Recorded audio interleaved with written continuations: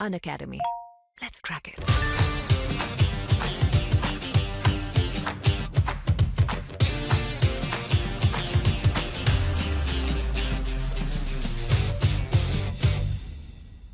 तो चलिए आज की क्लास में हम पढ़ने वाले हैं जो बैंकिंग है यानी कि इंडियन बैंकिंग सिस्टम है उसके अंतर्गत अगला टॉपिक हम पढ़ेंगे जिसके अंतर्गत हम विभिन्न प्रकार की कुछ योजनाओं के बारे में बात करेंगे।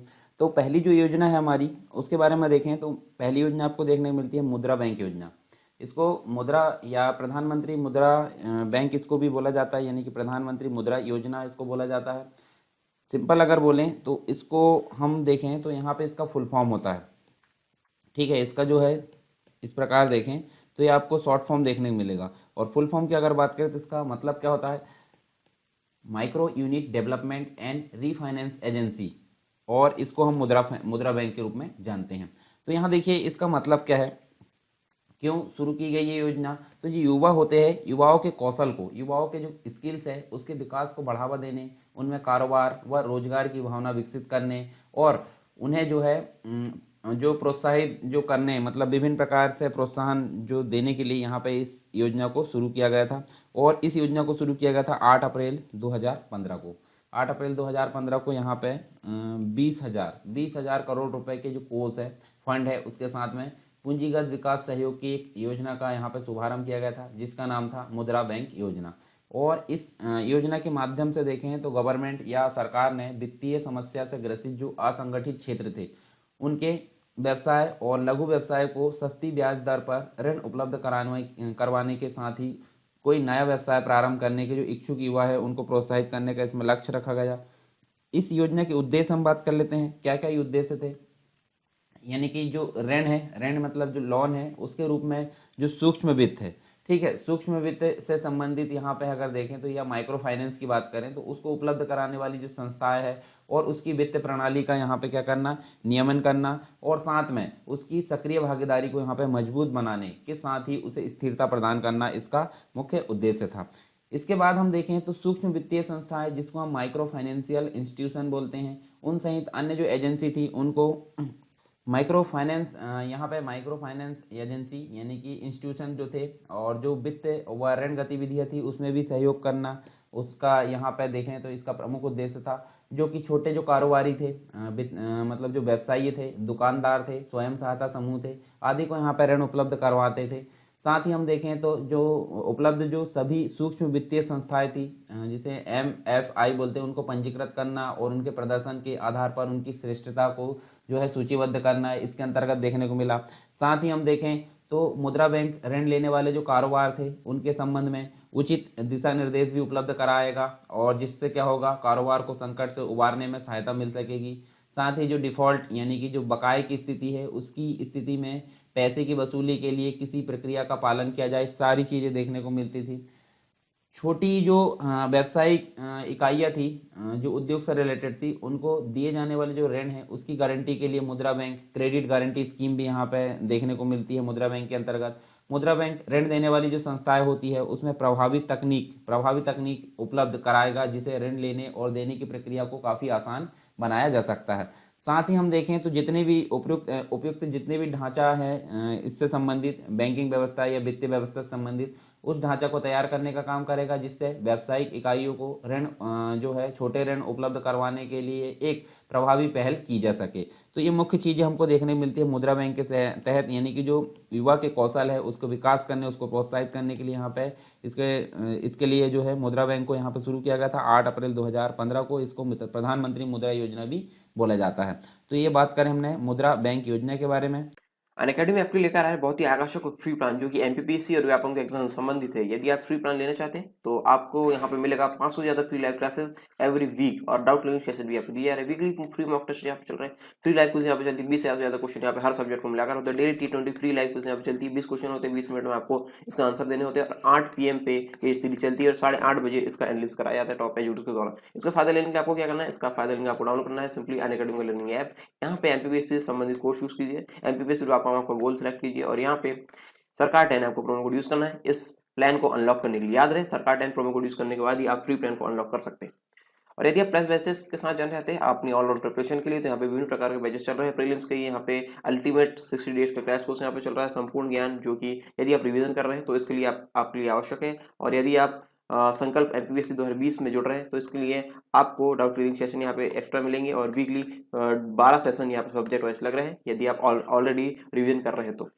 मेगा बैच स्टार्टिंग सून है यहाँ पे, और एमपीपीएससी की तैयारी आप शुरू से करना चाहते हैं तो 10 महीने का फाउंडेशन बैच यहाँ पे शुरू हो रहा है। यहाँ पे टेस्ट सीरीज वगैरह भी चलेगी। स्वप्न पूर्ति बैच उन लोगों के लिए है जो यहाँ पे 2019 का प्रीलिम्स क्वालिफाई किए हैं और अपने सपनों को साकार करके एमपीपीएससी की जो मुख्य परीक्षा है उसमें उत्तीर्ण होना चाहते हैं। इसमें साथ ही साथ आपको उत्तर लेखन का अभ्यास कराया जाएगा टॉप एजुकेटर्स के द्वारा। आप इन टॉप एजुकेटर्स द्वारा आप पढ़ सकते हैं, आप देख सकते हैं। और इस सब्सक्रिप्शन प्राप्त करने के लिए आपको अनअकैडमी के लर्निंग ऐप में जाकर एमपीपीएससी ऑप्शन संबंधित गोल में प्लस कोर्स में जाना है और यहाँ पे गेट सब्सक्रिप्शन ऑप्शन में क्लिक करके आपको इस प्रकार की विंडो यहाँ पे दिखेगी और आप यहाँ पे अपने अनुसार यहाँ पे जो प्लान है वो ले सकते हैं। और याद रहे सरकार 10 प्रोमो कोड यूज करने पर आपको 10% का डिस्काउंट मिल जाएगा। और देर किस बात की, download Unacademy app now to let's crack MP and exams. दूसरी जो है हमारे पास में देखने को मिलती है राष्ट्रीय आवास बैंक। तो राष्ट्रीय आवास बैंक नेशनल हाउसिंग बैंक इसको बोला जाता है और ये आरबीआई का सहायक बैंक होता है। आरबीआई का एनएचबी इसको बोला जाता है, नेशनल हाउसिंग बैंक इसको बोला जाता है, राष्ट्रीय आवास बैंक इसको हिंदी में बोला जाता है यानी कि एनएचबी। और इसकी स्थापना जो है आरबीआई की एक सहायक संस्था के रूप में इसकी स्थापना जुलाई 1988 में की गई थी। इस बैंक का जो मुख्य कार्य है वो हम देखें तो आवास संबंधी जो वित्तीय है, आवास से संबंधित वित्तीय व्यवस्था है, उन आवश्यकताओं को यहाँ पर पूरा करना। और इस संबंध में यह देश का शीर्ष यानी टॉप लेवल का बैंक है आवास से संबंधित जो ऋण है वो उपलब्ध कराने के लिए, वित्तीय व्यवस्था उपलब्ध कराने के लिए। राष्ट्रीय आवास बैंक बॉन्ड तथा जो ऋण पत्र है उसको जारी करने और अपने संसाधन जुटा सकता है। साथ ही हम 1 जुलाई 1989 की अगर बात करें, इससे एनएचबी ने जमा राशि स्वीकार करने की एक योजना प्रारंभ की जिसे यहाँ पे गृह ऋण खाते की योजना, मतलब गृह ऋण खाते की योजना कहा जाता है। साथ ही हम देखें तो एनएचबी द्वारा मतलब नेशनल हाउसिंग बैंक के द्वारा उपभोक्ताओं को आवासीय ऋण सुगम कराने के लिए आवास वित्त निगमों को 400 करोड़ मतलब यहाँ पे अगर देखें तो ग्रामीण आवास कोष के नाम से जो है एक जमा कोष स्थापित किया। 400 करोड़ रुपए का एक विशेष नकदी पैकेज उपलब्ध कराएगा। साथ ही हम देखें तो यहाँ पे हमको 30 जून 2009 की बात करते हैं। 30 जून 2009 को एनएचबी की अधिकृत पूंजी हमको कितनी देखने मिली, 50 करोड़ रुपए। और तथा यहाँ अगर देखें तो 1692 जो करोड़ रुपए है रिजर्व के रूप में यहाँ पे देखने को मिलती है। एनएचबी ने वरिष्ठ नागरिकों के लिए रिवर्स मॉर्टगेज की व्यवस्था भी यहाँ पर आरंभ की, जिसके अंतर्गत अगर देखें तो वे अपने मकान को गिरवी रखकर उसके स्वामी बने रहकर जीवन भर उसी मकान में रहते हुए ऋण की अदायगी किए बिना मासिक आय है, मंथली जो आय होती है उसको प्राप्त कर सकते हैं। एनएचबी ने 2009 से 10 के दौरान अगर देखें तो 3.88 लाख आवास इकाइयों को वित्तीय सहायता प्रदान की है। तो ये एनएचबी है, आपको सिर्फ याद रखना है इसकी स्थापना वर्ष आरबीआई की सहायक शाखा और नेशनल हाउसिंग बैंक इसको बोला जाता है। और आवास से संबंधित जो भी वित्तीय से संबंधित जो व्यवस्था है उसके लिए टॉप लेवल का बैंक माना जाता है, टॉप लेवल की संस्था मानी जाती है देश के अंतर्गत। बस इतना आपको इसके अंतर्गत ध्यान रखना है। नेक्स्ट अगर देखें तो भारतीय औद्योगिक विकास बैंक, जिसे हम शॉर्ट में बोलते हैं आईडीबीआई इसको बोला जाता है। ये देख सकते हैं आप इसका लोगो, ठीक है। हिंदी में अगर बात करें तो भारतीय औद्योगिक विकास बैंक यानी कि industrial development bank of India, ठीक है, industrial development bank of India इसको बोला जाता है। और देश में औद्योगिक विकास हेतु वित्तीय आवश्यकताओं को पूरा करने के लिए गवर्नमेंट के द्वारा जुलाई 1964 में भारतीय औद्योगिक विकास बैंक यानी कि industrial development bank of India, जिसे हम शॉर्ट में आईडीबीआई बोलते हैं, इसकी स्थापना करने का यहाँ पे क्या किया गया, निर्णय लिया गया। और 11 अक्टूबर 2004 की अगर बात करें, 11 अक्टूबर 2004 को क्या हुआ, आरबीआई द्वारा एक अधिसूचना जारी कर दी गई और आरबीआई अधिनियम 1934 था, जिसके तहत आरबीआई की स्थापना की गई थी। इसके अंतर्गत इसे एक अनुसूचित बैंक, यानी कि अनुसूचित बैंक का मतलब क्या होता है, आरबीआई की एक अनुसूची होती है, द्वितीय अनुसूची, उसमें अगर कोई बैंक का नाम दर्ज कर दिया गया है तो वो कहलाता है अनुसूचित बैंक। तो यहाँ पे आरबीआई के जो अधिनियम 1934 उसके अंतर्गत इसे एक अनुसूचित बैंक बना दिया गया। इसके पूर्व आईडीबीआई जो है 1995 आरबीआई बस 1995 में एक निजी वाणिज्यिक बैंक के रूप में स्थापित किया गया था। साथ ही हम देखें तो अगस्त 2018 की बात करते हैं तो यहाँ पे भारतीय जीवन बीमा निगम, जिसे एलआईसी बोला जाता है, तो 2018 में IDBI जो बैंक है उसकी 51% हिस्सेदारी के साथ ही इसकी स्वामित्व संस्था बन गई है LIC। इसके अलावा 21 जनवरी 2019 की बात करते हैं तो 21 जनवरी 2019 से नियामकीय जो उद्देश्य यानी रेगुलेटरी पर्पस के लिए IDBI बैंक को एक निजी क्षेत्र के बैंक यानी कि प्राइवेट सेक्टर बैंक के रूप में वर्गीकृत किया गया। तो ये चीज़ हमको देखने को मिलती है किसके संबंध में, भारतीय औद्योगिक विकास बैंक यानी कि IDBI industrial development bank of India इसको बोला जाता है। दूसरा हमको देखने को मिलता है नेक्स्ट भारतीय महिला बैंक। हालांकि ये मर्ज हो गया है SBI के साथ में, पर फिर भी हमको पढ़ना जरूरी है इसके संबंध में। तो इसका जो उद्घाटन है यानी कि इसकी स्थापना हम बोल सकते हैं 19 नवंबर 2013 को इसकी स्थापना की गई थी। इसका जो मुख्यालय मुंबई में देखने को मिलेगा और इसकी जो प्रारंभिक पूंजी हुआ करती थी वो 1000 करोड़ देखने को मिली। ठीक है, सॉरी, स्थापना इसकी जो है मुंबई में देखने को मिली और इसका मुख्यालय आप देखिए, दोनों में कन्फ्यूजन नहीं होना, स्थापना मुंबई में और इसका जो हेडक्वार्टर है वो कहाँ देखने को मिलेगा, नई दिल्ली में देखने को मिलेगा। ये चीज़ हमको देखने में, उद्देश्य क्या है, उद्देश्य की अगर बात करें तो सभी वर्गों की जो महिलाएं यानी कि सिंपल सी बात, यहाँ महिला बैंक है तो सभी वर्गों की जो महिला है उसका सशक्तिकरण, साथ में हम देखें तो वित्तीय समावेशन। वित्तीय समावेशन का मतलब होता है वित्त की जो व्यवस्था है वो हर एक व्यक्ति तक पहुँचे। तो यहाँ पे महिलाओं का सशक्तिकरण, वित्तीय समावेशन और वित्तीय व्यवस्था को यहाँ पर सुगम बनाना मुख्य रूप से इसका उद्देश्य था। आर्थिक सशक्तिकरण के लिए महिलाओं को आर्थिक संस्थाओं और परिसंपत्तियों पर नियंत्रण की समान जो सुविधा है वो प्रदान करना था। साथ ही हम देखें तो हमको 31 मार्च 2017 की बात करें तो इसको जो है SBI यानी कि स्टेट बैंक ऑफ इंडिया के साथ में मर्ज कर दिया गया यानी विलय कर दिया गया। और पाकिस्तान और तंजानिया के पश्चात ये हमको देखने को मिलता है, यानी कि पाकिस्तान और तंजानिया के पश्चात भारत विश्व का ऐसा तीसरा देश बन गया है जिसने महिलाओं के लिए विशेष बैंक स्थापित किया है। ठीक है, तो ये चीज़ आपको देखने मिलती है भारतीय महिला बैंक की, आप देख सकते हैं इसका लोगो, और अभी ये SBI में मर्ज हो गया 2017 से। अब कुछ यहाँ देख लेते हैं हम कुछ और चीज़ें। देखिए जैसे कुछ बैंक होते हैं यानी कि भारत में कुछ विदेशी जो बैंक होते हैं। ठीक है, भारत में कुछ विदेशी बैंक होते हैं तो इनकी भी हम थोड़ी सी जानकारी देख लेते हैं। तो वर्तमान में लगभग 40 इकाइयाँ यानी विदेशी बैंकों की जो 40 इकाइयाँ है वो भारत के अंतर्गत क्या है, भारत के अंतर्गत कार्यरत है। ये चीज़ें हमको देखने को मिलती है। और एक और चीज़ यानी देखिए WTO वर्ल्ड ट्रेड ऑर्गेनाइजेशन, जिसे हम हिंदी में बात करें तो विश्व व्यापार संगठन इसको बोला जाता है। इसके साथ किए गए समझौते के अनुरूप देश में जो विदेशी बैंकिंग इकाई है उसको लाइसेंस देना आवश्यक है और इसके अनुसार वर्ष में कम से कम 12 विदेशी बैंकों की शाखाओं को स्थापित किया जाएगा। भारत में स्टैंडर्ड एवं चार्टर्ड जो बैंक है जो ब्रिटेन है उसकी सर्वाधिक 100 शाखाएं कार्यरत है और इसके पश्चात Hong Kong and Shanghai bank corporation जिसे HSB बोला जाता है, इसकी 50 शाखाएं भारत में कार्यरत है। भारत में सिटी बैंक की भी 43 शाखाएं कार्यरत है। तो ये सारी चीज़ हमको देखने को मिलती है भारत के अंतर्गत। इसके अलावा हम बात कर लेते हैं एक और चीज़, जैसे हमने भारत में विदेशी बैंक देखे, अब बात कर लेते हैं विदेशों में भारत की जो शाखाएं है, विदेशों में भारत की शाखाएं यानी भारतीय बैंकों की शाखाएं वो क्या है। तो हम बात कर लेते हैं यहाँ पे 2016 के अनुसार, 2016 के आंकड़ों के अनुसार अगर बात करें तो विश्व के लगभग 52 देशों में सार्वजनिक क्षेत्र, ठीक है, सार्वजनिक क्षेत्र के 12 तथा निजी क्षेत्र के 3, सार्वजनिक क्षेत्र के 12 और निजी क्षेत्र के 3 यहाँ पे मतलब लगभग 52 देशों में हमारे देश की जो बैंक है वो कार्यरत है। संयुक्त रूप से अगर देखें तो 172 शाखा कार्यालय यहाँ देखने को मिलते हैं तथा 55 यानी 55 प्रतिनिधि कार्यालय देखने को मिलते हैं। विदेशों में भारतीय स्टेट बैंक की सर्वाधिक 52 शाखाएं कार्यरत है, जबकि दूसरे स्थान पर बैंक ऑफ बड़ौदा की 51 शाखाएं कार्यरत है। और इन दोनों बैंकों के अतिरिक्त bank of India, Canara bank, Indian bank, UCO bank, syndicate bank की सारी शाखाएं विदेशों में कार्यरत है। ठीक है, भारतीय बैंकों की ब्रिटेन में सर्वाधिक शाखाएं देखने को मिलती है। उसके बाद अगर देखें तो हांगकांग है, सिंगापुर है, UAE है और श्रीलंका, इन सभी में हमको ये चीज़ें देखने को मिलती है। तो ये तो बेसिक चीज़ हो गई। अब बैंकिंग क्षेत्र से रिलेटेड कुछ चीज़ें हमको देखने को मिलती है। बैंकिंग क्षेत्र से रिलेटेड हमको जो बैंकिंग क्षेत्र है उसमें प्रौद्योगिकी का विकास देखने को मिलता है। प्रौद्योगिकी का मतलब क्या होता है, टेक्नोलॉजी यानी technological development in banking sector. Banking sector में टेक्नोलॉजी का विकास क्या क्या देखने को मिलता है। तो यहाँ देखिए आपको देखने को मिलता है, आप अभी वर्तमान में देखेंगे तो बिना ऑनलाइन यानी बिना टेक्नोलॉजी के अभी कोई भी काम नहीं हो रहा है। कहाँ पे, बैंक में। तो हम यहाँ पे बात करें सबसे मेन चीज़ तो हमको ऑनलाइन ट्रांजेक्शन देखने को मिलता है। ठीक है, ट्रांजेक्शन देखने को मिलता है, ऑनलाइन ट्रांजेक्शन।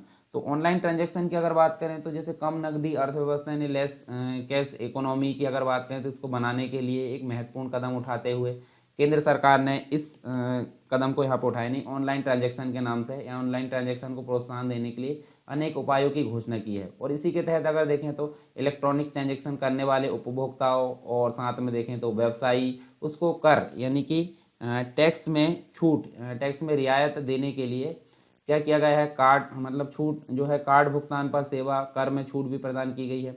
यह छूट जो है e ticket booking, petrol pump से संबंधित, ठीक है, इसमें अगर कार्ड से भुगतान करते हो इन सभी इलेक्ट्रॉनिक भुगतान पर भी उपलब्ध होगी। और इस प्रारूप में एक निश्चित सीमा से उच्च मूल्य के ट्रांजैक्शन यानी कि हम अगर बात करें लगभग 1,00,000 रुपये, तो 1,00,000 रुपये के लिए ऑनलाइन भुगतान को भी अनिवार्य प्रावधान यहाँ पे किया गया है। और साथ ही हम देखें तो हमको डेबिट कार्ड और क्रेडिट कार्ड देखने को मिलता है। डेबिट कार्ड और क्रेडिट कार्ड के माध्यम से भी ये भुगतान देखने को मिलता है। प्रारूप की अगर बात करें, प्रारूप में सेवा प्रदाता को भी यहाँ कहा गया है कि यदि कोई उपभोक्ता इलेक्ट्रॉनिक यानी ऑनलाइन ट्रांजैक्शन के माध्यम से बिल या अन्य भुगतान करता है तो उसको भी यहाँ पे डिस्काउंट दिया जाए या फिर जो है बोनस या फिर एक प्रकार से उसको कूपन दिया जाए, मतलब डिस्काउंट दिया जाए एक प्रकार से। और सरकारी जो स्तर है उस पर भी जो विभिन्न प्रकार के उपाय है छूट से संबंधित, उसके पश्चात आयकर विभाग यानी कि इनकम टैक्स डिपार्टमेंट हम बात करें तो विभिन्न कारोबारों के लिए ऑडिट ट्रायल जो स्थापित देखने को मिलता है, जिससे क्या होता है समानांतर अर्थव्यवस्था पर भी नज़र रखी जा सकती है।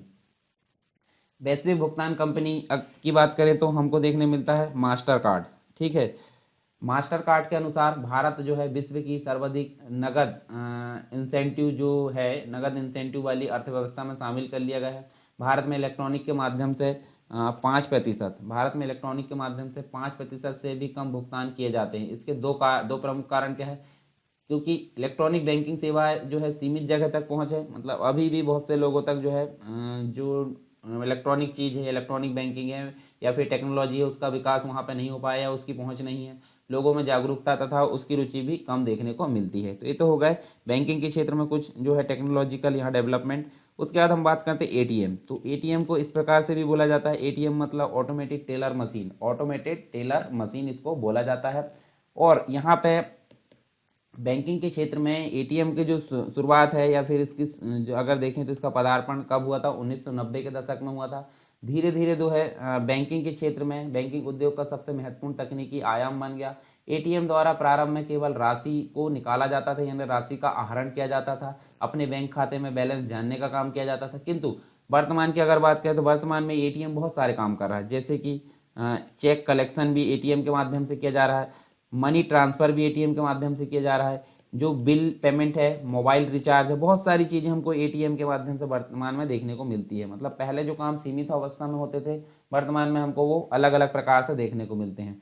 तो यहाँ हमको एटीएम की अलग अलग कैटेगरी देखने मिलती है। जैसे आपको मैं बताऊँ यहाँ पे तो जो है एटीएम के अलग अलग प्रकार देखने को मिलते हैं, जैसे कि white level ATM, white level ATM देखने को मिलते हैं, ठीक है, वाइट लेवल एटीएम देखने को मिलते हैं। तो अलग अलग प्रकार है इसके बहुत सारे। तो एटीएम के बारे में हम जब विस्तार से पढ़ेंगे तो वो देखने को मिलते हैं।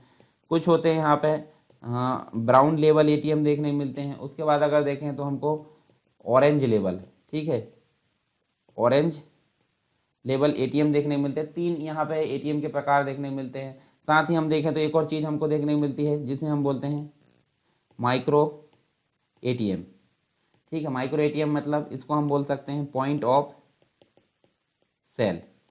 माइक्रो एटीएम मतलब पॉइंट ऑफ सेल इसको बोला जाता है। और ये व्यापारियों द्वारा दुकान हो गए, स्टोर्स हो गए, इसमें ग्राहकों से नकदी रहित जो भुगतान है वो लेने के लिए इसका प्रयोग किया जाता है। और इसकी अधिकतम जो है 1,000 रुपये की निकासी किसी दुकान से की जा सकती है। इसके बाद नेक्स्ट हमको देखने को मिलता है ई बैंकिंग। ई बैंकिंग का मतलब क्या है, इसको इलेक्ट्रॉनिक बैंकिंग भी बोला जाता है, ठीक है, इलेक्ट्रॉनिक बैंकिंग भी हम इसको बोल सकते हैं। और ई बैंकिंग से क्या मतलब होता है, इंटरनेट पर बैंक की जो साइट है, मतलब इंटरनेट की मुख्य रूप से अगर देखें तो इंटरनेट का प्रयोग करके बैंक की जो साइट है, मतलब बैंक की जो वेबसाइट है उसके माध्यम से बैंक खाते का क्या करना, संचालन करना। वेबसाइट के माध्यम से, बैंक की वेबसाइट के माध्यम से बैंक खाते का संचालन करना ई बैंकिंग कहलाता है। और पिछले कुछ दशक की अगर बात करें तो इससे ई बैंकिंग का प्रचलन युवा बैंक ग्राहकों के मध्य तीव्रता से बढ़ रहा है। इसी तरह औद्योगिक जो समूह है उसके द्वारा भी बड़े पैमाने पर जो है ई बैंकिंग का प्रयोग किया जा रहा है। और यह आवश्यक है कि ई बैंकिंग को बैंक या बैंकिंग प्रतिनिधि आदि के माध्यम से देश की ग्रामीण जनता तक पहुँचाया जाए, ताकि बैंकिंग के क्षेत्र में उत्पन्न हुए तकनीकी विभेद को भी दूर किया जा सके। चलिए आगे देख लेते हैं हम। मोबाइल वॉलेट आप चलाते होंगे। मोबाइल वॉलेट बहुत सारे हो सकते हैं, ठीक है। जैसे कि पेटीएम की अगर बात करें तो पेटीएम हमको देखने को मिलता है, ठीक है। उसके अलावा अगर देखें तो हमको फ़ोन पे देखने को मिलता है, ठीक है, गूगल पे देखने को मिलता है। तो ये सभी क्या है, ये सभी मोबाइल वॉलेट है, मोबाइल वॉलेट टेक्नोलॉजी के अंतर्गत देखने को मिलते हैं। तो ये मुख्य रूप से हम देखें तो हमारे पारंपरिक रूप से हमारे जो जेब है, मतलब पॉकेट जो रहते हैं हमारे जीन्स के जो पॉकेट होते हैं उसके अंदर हम जो वॉलेट रखते हैं, उसी का एक प्रकार से क्या है, उसी का डिजिटल संस्करण हम बोल सकते हैं। किसको, मोबाइल वॉलेट को। और यह डिजिटल वॉलेट जो है स्मार्टफोन पर काम करता है तथा बिना डेबिट कार्ड और क्रेडिट कार्ड के भुगतान की अनुमति भी यहाँ पर प्रदान की जाती है। मोबाइल वॉलेट में किसी भी बैंक के डेबिट कार्ड या क्रेडिट कार्ड से धन को मतलब जो मनी है उसको ट्रांसफ़र किया जा सकता है, उसको जमा किया जा सकता है और सीधे भुगतान भी यहाँ पे किया जा सकता है। इसमें विभिन्न प्रकार की शर्तें आपको देखने मिली होगी। मतलब अभी वर्तमान में, पहले तो जो है 25,000 तक इसमें ट्रांसफ़र होता था, अभी भी जो है इंक्रीज़ हम इसको करा सकते हैं, परंतु वर्तमान में हमको 1 लाख तक इसकी जो है सीमा देखने को मिलती है, ठीक है। पर कुछ लोग जो है इसको इंक्रीज़ नहीं कराते, तो उनकी जो सीमा है भेजने की और प्राप्त करने की 25,000 ही देखने को मिलेगी। केवाईसी इसमें कराना जरूरी होता है, ठीक है। केवाईसी का मतलब क्या होता है, केवाईसी का फुल फॉर्म आप बताइए कमेंट बॉक्स में, ठीक है, ये भी आपको बताना जरूरी है। इसके साथ ही हमको क्या चीज़ देखने मिलती है, एक और चीज़ हमको देखने मिलती है जिसका नाम है रुपए कार्ड। रुपए कार्ड आप देखेंगे एक एटीएम कार्ड होता है। एटीएम कार्ड मतलब डेबिट कार्ड हम इसको बोल सकते हैं। तो रुपए यहाँ देखें तो रू और पे दोनों यहाँ पे देखने को मिलते हैं। रू मतलब हम देख सकते हैं यहाँ पे, इसका मतलब होता है रुपया, और पे मतलब क्या होता है, पेमेंट, ठीक है। रू मतलब होता है रुपया और पे मतलब पेमेंट, यानी भुगतान से मिलकर यहाँ पे बना हुआ है। और यह है भारतीय राष्ट्रीय भुगतान निगम, जिसे हम NPCI बोलते हैं, national payment corporation of India, इसके द्वारा शुरू किया गया है। और नई कार्ड आधारित भुगतान योजना इसको बोला जाता है। इस योजना के तहत सभी भारतीय बैंकों और वित्तीय जो संस्थान है उसको भारत में इलेक्ट्रॉनिक पेमेंट की इस प्रणाली में भाग लेने की अनुमति प्रदान की गई। खास करके रुपए कार्ड का जो शुरुआत है, जनधन योजना जब शुरू की गई थी 2014 में, तो उसके समय से ये जो रुपए कार्ड है, भारतीय कार्ड है, इसकी शुरुआत ज़्यादातर हमको देखने को मिलती है, ठीक है। तो यहाँ देखिए हमने बहुत सारी चीज़ें पढ़े हैं इसके बारे में, और इसके बाद जो बाकी की चीज़ें हम वो नेक्स्ट क्लास में देखेंगे। तो एक बार देख लेते हैं हमने क्या क्या चीज़ें यहाँ पे पढ़े हैं। कुछ योजनाएं हमने बात करें हैं, जैसे कि यहाँ देखिए आपको मुद्रा बैंक योजना के बारे में बात की हमने। उसके बाद देखें तो राष्ट्रीय आवास बैंक के बारे में बात की है, भारतीय औद्योगिक विकास बैंक के बारे में बात की है, भारतीय महिला बैंक के बारे में बात की है। उसके बाद कुछ इंपॉर्टेंट चीज़ें हमने देखे, जैसे प्रौद्योगिकी का जो विकास है, यानी टेक्नोलॉजी का जो बैंक के क्षेत्र में विकास है वो देखें, एटीएम क्या होता है, ई बैंकिंग क्या होती है, मोबाइल वॉलेट और रुपए कार्ड, इन सभी चीज़ों के बारे में देखें। आई होप सारी चीज़ें आपको क्लियर हुई होगी। अगर कोई डाउट है तो आप कमेंट बॉक्स में मुझे बताइए, और आप टेलीग्राम चैनल और ग्रुप में भी यहाँ पर ज्वाइन हो सकते हैं, ठीक है। तो अधिक जो जानकारी यहाँ के लिए आपको मिल जाएगी। तो चलिए मिलते हैं नेक्स्ट टॉपिक के साथ में नेक्स्ट क्लास में, तब तक के लिए जय हिंद। अनअकैडमी आपके लेकर आया है बहुत ही आकर्षक और फ्री प्लान जो कि एमपीपीएससी और व्यापम के एग्जाम से संबंधित है। यदि आप फ्री प्लान लेना चाहते हैं तो आपको यहाँ पे मिलेगा 500 से ज़्यादा free live classes every week, और डाउट क्लियरिंग सेशन भी आपको दिया जा रहा है। वीकली फ्री मॉक टेस्ट यहाँ पे चल रहे हैं, फ्री लाइव क्विज यहाँ पे चलती है, 20 से ज़्यादा क्वेश्चन यहाँ पे हर सब्जेक्ट को मिलाकर होते हैं। Daily T20 free live quiz यहाँ पे चलती है, 20 क्वेश्चन होते हैं, 20 मिनट में आपको इसका आंसर देने होते हैं। और 8 PM पे ये सीरीज चलती है, और 8:30 बजे इसका एनालिसिस कराया जाता है टॉप एजुकेटर्स के द्वारा। इसका फायदा लेने के लिए आपको क्या करना है, इसका फायदा लेने आपको डाउनलोड करना है सिंपली अनअकैडमी का लर्निंग ऐप। यहाँ पे एमपीपीएससी से संबंधित कोर्स यूज कीजिए, एमपीपीएससी आपका गोल सेलेक्ट कीजिए, और यहाँ पे सरकार 10 आपको प्रोमो कोड यूज करना है इस प्लान को अनलॉक करने के लिए। याद रहे, सरकार 10 प्रोमो कोड यूज करने के बाद ही आप फ्री प्लान को अनलॉक कर सकते हैं। और यदि आप प्लस बैचेस के साथ जाना चाहते हैं अपनी ऑलराउंड प्रिपरेशन के लिए, तो यहाँ पे विभिन्न प्रकार के बैचेस चल रहे हैं। प्रीलिम्स के यहाँ पे अल्टीमेट 60 डेज का क्रैश कोर्स यहाँ पे चल रहा है, संपूर्ण ज्ञान, जो कि यदि आप रिवीजन कर रहे हैं तो इसके लिए आपके लिए आवश्यक है। और यदि आप संकल्प एमपीपीएससी 2020 में जुड़ रहे हैं तो इसके लिए आपको डाउट क्लियरिंग सेशन यहाँ पे एक्स्ट्रा मिलेंगे, और वीकली 12 सेशन यहाँ पे सब्जेक्ट वाइज लग रहे हैं यदि आप ऑलरेडी रिवीजन कर रहे हैं तो। मेगा बैच स्टार्टिंग सून है यहाँ पे, और एमपीपीएससी की तैयारी आप शुरू से करना चाहते हैं तो 10 महीने का फाउंडेशन बैच यहाँ पे शुरू हो रहा है। यहाँ पे टेस्ट सीरीज वगैरह भी चलेगी। स्वप्न पूर्ति बैच उन लोगों के लिए है जो यहाँ पे 2019 का प्रीलिम्स क्वालिफाई किए हैं और अपने सपनों को साकार करके एमपीपीएससी की जो मुख्य परीक्षा है उसमें उत्तीर्ण होना चाहते हैं। इसमें साथ ही साथ आपको उत्तर लेखन का अभ्यास कराया जाएगा टॉप एजुकेटर्स के द्वारा। आप इन टॉप एजुकेटर्स द्वारा आप पढ़ सकते हैं, आप देख सकते हैं। और इस सब्सक्रिप्शन को प्राप्त करने के लिए आपको अनअकैडमी के लर्निंग ऐप में जाकर एमपीपीएससी और अपना संबंधित गोल में प्लस कोर्स में जाना है और यहाँ पे गेट सब्सक्रिप्शन ऑप्शन में क्लिक करके आपको इस प्रकार की विंडो यहाँ पे दिखेगी और आप यहाँ पे अपने अनुसार यहाँ पे जो प्लान है वो ले सकते हैं। और याद रहे सरकार 10 प्रोमो कोड यूज़ करने पर आपको 10% का डिस्काउंट मिल जाएगा। और देर किस बात की, download Unacademy app now to let's crack MP and exams.